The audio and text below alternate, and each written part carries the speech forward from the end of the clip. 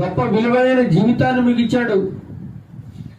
ఎప్పుడు వెళ్ళిపోతావో మనకు తెలీదు, ఎప్పుడు రమ్మంటాడో తెలీదు.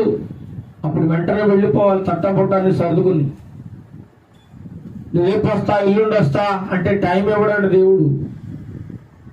ఒక గంట సమయం, 2 గంటల సమయం, 15 నిమిషాలు నా కొడుకుతో మాట్లాడొస్తా, లేదా ఒక అరగంట సమయం నా భర్తకి చెప్పొస్తాను, లేదా ఒక 10 నిమిషాల సమయం నా భార్యతో మాట్లాడొస్తా అంటే దేవుడు ఒప్పుకోడు.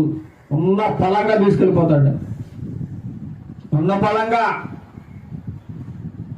ఈ క్షణంలో యేసు ప్రభు నీ జీవితాన్ని తీసుకుంటే, నీవు ఈ లోక ప్రయాణాన్ని ముగిస్తే ఎక్కడికి పోతావు ఒకసారి ఆలోచించుకో. నీకేమాత్రం భయం ఉందా? నీకేమాత్రమైన భయం ఉందా? ఇప్పుడు నీ ప్రయాణం ఈ లోకంలో ఎలా సాగుతుంది?